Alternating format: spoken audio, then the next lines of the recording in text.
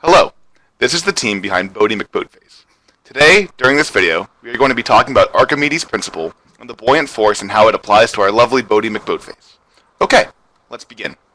Archimedes, a Greek philosopher, was summoned by his king Hiero II. King Hiero wanted to create an enormous, lavish boat named the Syracusia. The Syracusia was going to be enormous. It was to have a gym, a bath area, a library, and a large catapult. The Syracusia was supposed to hold up to 2,000 tons of cargo. King Hiero wanted to know whether such a boat, which was 60 times the size of any other boat at the time, would float. Archimedes was burdened by this task, much like the leader of C-114, Mr. Thatcher, burdened us with making a cardboard dinghy.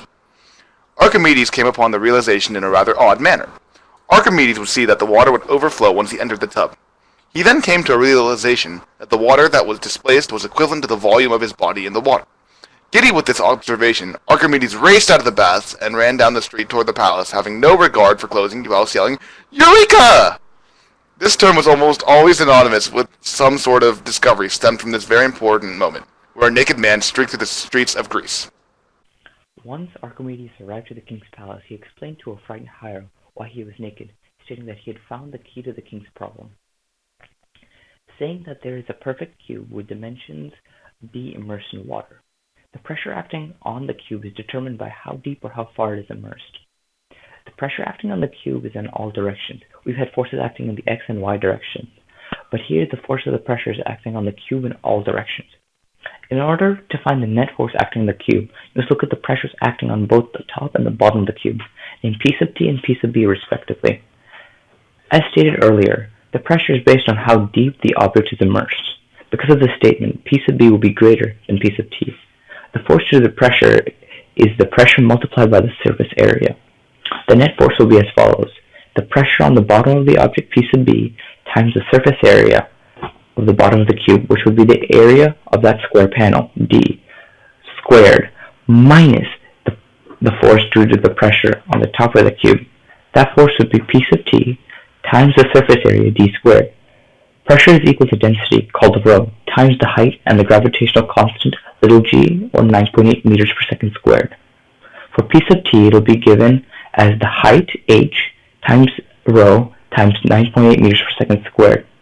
For P sub b, it will also be rho, times g, times h plus d, as that is the depth for P sub b. Using the distributive property, you can take out the d squared. You then substitute the values of the pressures P sub b and P sub t into the net force equation. Then by separating the inside of the parentheses by like terms, you can cancel out the rho times h times g. You are then left with d cubed rho g. That is the value of the net force when simplified. To simplify it even further, d cubed rho is the mass of the cube. So, finally, the net force will be equal to the mass times the gravitational constant g, 9.8 meters per second squared. This is ultimately the derivation of Archimedes' principle in terms of a cube of dimensions d. However, it can be applied to any object at rest, in motion, or submerged. Archimedes' principle in terms of buoyancy can be further simplified to say the net upward force of a submerged object is equal to the weight of the water displaced. The buoyant force is to an extent equivalent to the normal force on the surface. You come to realize that the most important determinant to whether an object will float is density, not mass. We can see that in reality, where a pebble sinks, but a massive tanker doesn't. As long as the density of the object below the surface of the liquid, let's just say water for convention, is less, it will flow. We can apply this concept to a boat project. The more water displaced by the boat, the less dense it is below the surface. So by increasing the surface area of d squared in accordance to the mass we will have to bear, volume below the surface increases, and therefore, a floating boat. Thank you for watching. We would also like to thank Minute Physics for the style of informative video, Khan Academy for their enlightening discourse on how to derive buoyancy, and lastly Mr. Thrasher for such a great year. This has been Ohm, Matt, and Ralph.